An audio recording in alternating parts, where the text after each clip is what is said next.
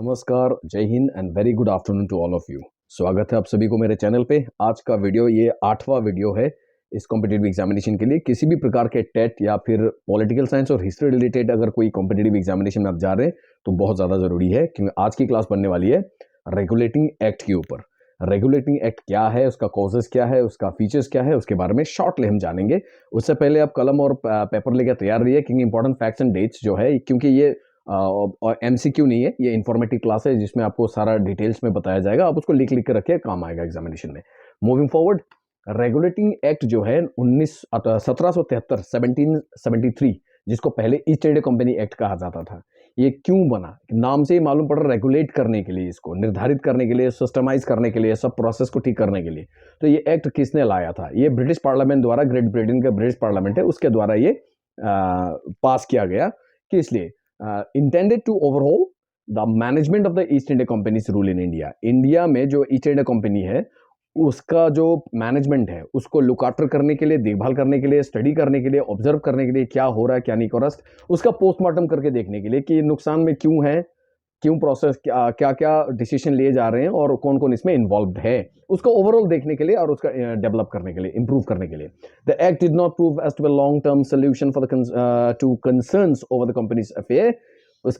ये हमें जानना जरूरी है कि 1973 पे ये एक्ट आया था, जो 1972 में इसको हम लोग ईस्ट इंडिया कंपनी के नाम में, कंपनी एक्ट के नाम में जानते थे। Important point, regulating act of 1773 was earlier known as East India company act, but कौन से साल में? 1772 में। इसको पास किसने किया? ग्रेट ब्रिटेन के पार्लियामेंट के द्वारा। ये किस लिए बनाया गया?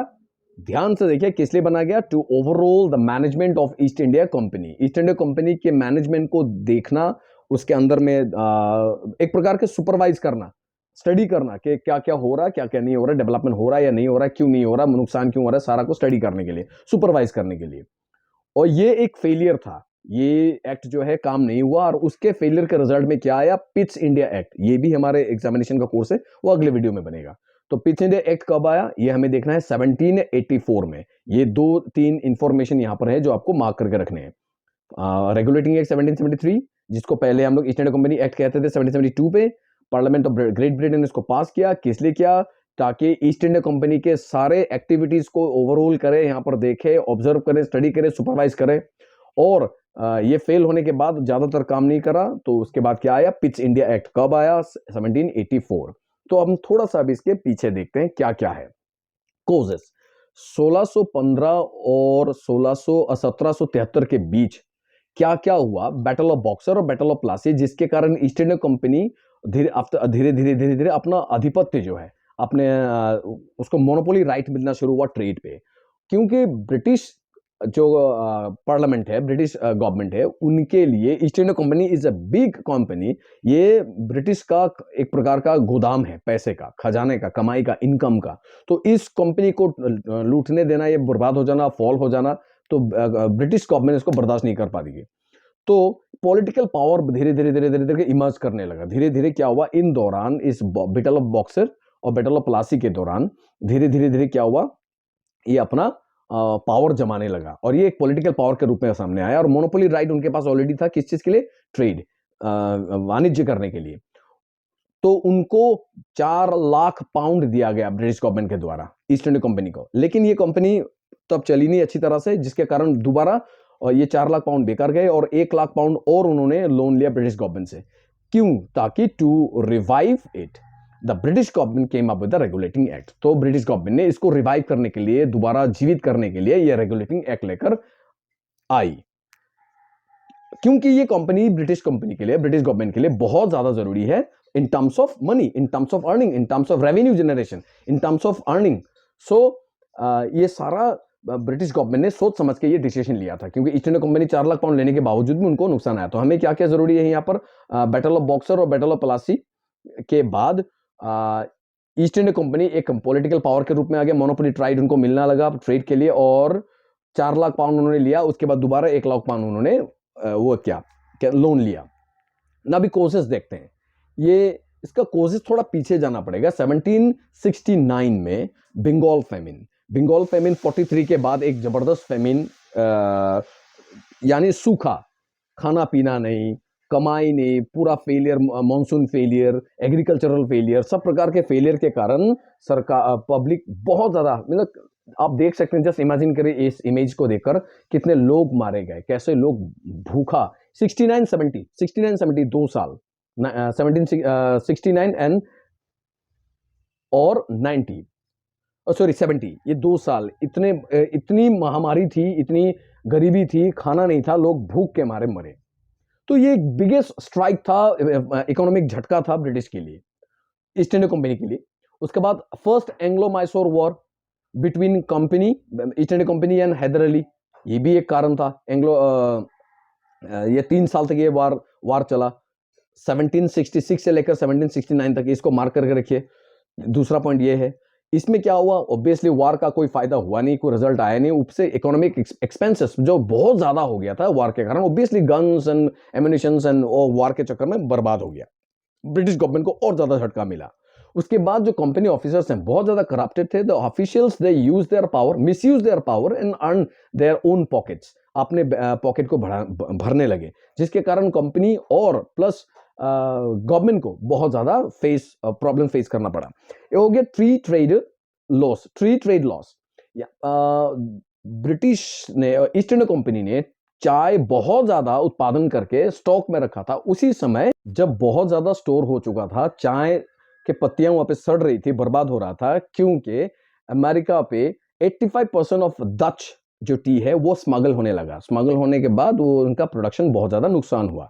तो these are the causes, 4 causes, जिससे गवर्नमेंट को अपने इकोनॉमी को रिवाइव करने के लिए रेगुलेटिंग एक्ट लाया। तो रेगुलेट करने के लिए, सब कुछ ठीक करने के लिए और इस प्रकार के सिचुएशन से बाहर निकलने के लिए।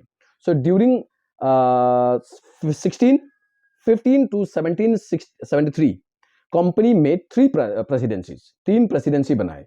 तो वो प्रेसिडेंसी इस एक पिक्चर के थ्रू हम समझने की कोशिश करते हैं। कंपनी ने 3 प्रेसिडेंसी बनाए, एक है मद्रास प्रेसिडेंसी, एक है बॉम्बे प्रेसिडेंसी, एक हो गया बंगाल प्रेसिडेंसी। तीनों को चलाने के लिए गवर्नर्स रखे गए थे, एक एक स्टेट के गवर्नर्स। तो बाद में क्या किया, पहले से थे, तो इसके दौरान इनको उठाकर ऊपर लाया गया और ये बना दिया सब दोनों का कंट्रोल। यानी ये मद्रास प्रेसिडेंसी और बॉम्बे प्रेसिडेंसी ये अंडर आ गया किसका, बंगाल प्रेसिडेंसी का, और यहाँ के जो गवर्नर थे उसको गवर्नर जनरल बना दिया गया और दोनों को गवर्नर रखा गया।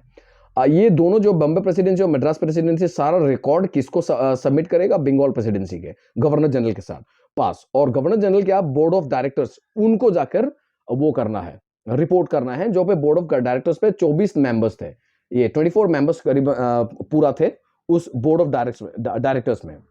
रेगुलेटिंग एक्ट ने बहुत सारे चेंजेस आए, गवर्नर को गवर्नर जनरल बनाया जैसे बंगाल का, और दोनों को अंदर उसका काम करने के लिए दिया।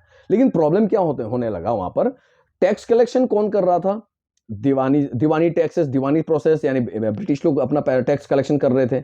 और जिम्मेदारी किसको दी गई थी उन लोगों का देखभाल करने का, उस एरिया को, बंगाल को देखने के लिए निजाम को। तो Nizam was not able to, like he was not allowed to collect the taxes. तो ऑब्वियसली प्रॉब्लम किसको फेस करना पड़ा, पब्लिक को। तो दोनों के बीच में, ड्यूअल गवर्नमेंट प्रोसेस के बीच में, ब्रिटिश देखा कि दीवानी सिस्टम और निजामियत के बीच में पब्लिक पिस रही थी, इकोनॉमी बर्बाद हो रहा था। तो सरकार, ब्रिटिश गवर्नमेंट ने क्या किया, इस ड्यूअल फॉर्म ऑफ गवर्नमेंट को रिमूव कर दिया। अब Bengal went directly under the British government, तो ब्रिटिश गवर्नमेंट के अंडर वो चला गया। उसके बाद आगे देखते हैं, ये पेज इमेज हमने समझा है, और अभी देखें इसके features. Trade monopoly east India company को पहले ही थी। ट्रेड मोनोपोली मतलब, क्योंकि ईस्ट इंडिया कंपनी ब्रिटिश के लिए बहुत जरूरी एक कंपनी है, इसका इनकम करना, इसका राइज करना, इसका चलना बहुत ज्यादा जरूरी था, जिससे सरकार ने इसको गिरने नहीं दिया। तो इसको एक ट्रेड मोनोपोली दे रखा है, तो यही सिर्फ ट्रेड करेगा इस संपूर्ण इस क्षेत्र में। Control of company were in the hands of the court of directors, क्योंकि कंपनी का सारा कंट्रोल किसके हाथ में रखा था, बोर्ड ऑफ डायरेक्टर्स। इस इमेज को दोबारा देखिए, यहाँ पर जो मद्रास प्रेसिडेंसी और बॉम्बे प्रेसिडेंसी को कौन था, गवर्नर था, यहाँ पर भी गवर्नर था। ये दोनों जाकर किसको रिपोर्ट करते हैं, बंगाल प्रेसिडेंसी के जो गवर्नर है वो गवर्नर जनरल बन गया। और ये सारा रिपोर्ट किसको देता है, बोर्ड ऑफ डायरेक्टर्स पे, जिसमें कितने लोग होते हैं, 24 लोग होते हैं। इसको ध्यान से रखिए, ये काम आएगा, ये एग्जामिनेशन में पूछे जाते हैं। नंबर 3 हो गया एडमिनिस्ट्रेशन। बंगाल बिकेम गवर्नर, वो जो पहले बताया था, अभी इमेज में जो मैंने बताया था, ये गवर्नर जनरल बन गया वो। Very simple. उसके बाद थर्ड है सेंट्रल लेजिस्लेशन। ये लेजिस्लेशन प्रोसेस क्या, जैसे हमारे लोकसभा का प्रोसेस है वही जो गवर्नर जनरल है यानी बंगाल वाला जो बीच में है, और 4 मेंबर्स मिलकर एग्जीक्यूटिव काउंसिल के 4 मेंबर्स मिलकर कोई भी डिसीजन लेते हैं on the basis of vote के आधार पर। जैसे हमारे लोकसभा है, लाइक अवर लोकसभा, यानी गवर्नर जनरल सुप्रीम अथॉरिटी नहीं है, 4 एग्जीक्यूटिव मेंबर्स होना पड़ेगा काउंसिल के, तो जाकर वो वोटिंग सिस्टम में जिसके मोर देन 2 वहां पर वोट करना पड़ेगा। नंबर 5 हो गया प्रोविंशियल लेजिस्लेचर। जो लेजिस्लेचर सेंट्रल लेजिस्लेशन में है नंबर 4 पे है, वो हो गया सेंट्रल लेवल में। उसी प्रकार बॉम्बे और मद्रास, क्योंकि ये अगर देखा जाए तो ये सेंट्रल पे आ गया, यानी बंगाल का हो गया सेंट्रल, यहां पर वो सेंट्रल प्रोसेस में चलेगा। और सेम प्रोसेस, वोटिंग सिस्टम, कानून बनाने का तरीका, लेजिस्लेचर बनाने का तरीका किसके पास है, इन दोनों के पास है। लेकिन ये लोग क्या होगा, सिर्फ अपने अपने प्रोविंस के एरिया पर, बॉम्बे प्रोविंस और मद्रास प्रोविंस के अंदर रह जाएगा ये। Exactly same process like Bombay Madras and local issues only. और रेवेन्यू क्या हो गया, जो कमर्शियल ट्रेड है, रेवेन्यू एक जरूरी important feature of this act. Commercial trade and revenue from east India company, EIC मतलब east India company, territorial positions and the salt tax. क्या क्या रखा, जो कमर्शियल ट्रेड तो है ही है, साथ में जो रेवेन्यू कलेक्शन होगा वो जितने ईस्ट इंडिया कंपनी के टेरिटोरियल पोजीशंस है, मतलब जितने एरिया है, क्षेत्र है जो ईस्ट इंडिया कंपनी और ब्रिटिश के अंडर पे, अधीन पे आता है, वहां पर क्या कलेक्शन करेंगे वो लोग, रेवेन्यू कलेक्शन करेंगे, साथ में सॉल्ट टैक्स। अभी सॉल्ट टैक्स सुन के लगा होगा, अभी गांधी जी का टैक्स यहां पर कैसे आ गया। सॉल्ट टैक्स चंद्रगुप्त मौर्य के समय से चल रहा था, तब उसको क्या बोलते थे, जरूरी क्वेश्चन है। Salt tax was also like existed during the Chandragupta Maurya also, जिसको बाद में डच, ब्रिटिश सभी ने इसको फॉलो किया। इंडिया में मुगलों ने भी इसको अप्लाई किया। उसके बाद ब्रिटिश ने तो क्या किया, जिसके खिलाफ गांधी जी ने आवाज उठाई थी, जो हमने सॉल्ट सत्याग्रह पहले देखा था पहले वीडियो में। तो इसको लवणाध्यक्ष चंद्रगुप्त मौर्य के समय में जो सॉल्ट टैक्स को इस प्रोविजन में नाम रखा गया था। इस प्रोविजन का नाम क्या रखा गया था, लवणाध्यक्ष। इस नाम को मार्क करके रखिए, ये काम आएगा। और नीचे एक्ट में क्या देखिए, to remove the corruption regulating act ने क्या किया, किसी भी कंपनी ऑफिशियल्स को inclusion of the private trade से मना कर दे। मतलब उनको कोई भी कंपनी के ऑफिसर्स प्राइवेट ट्रेड में अपने आप को इन्वॉल्व नहीं कर सकते। They have to keep them away from private trade.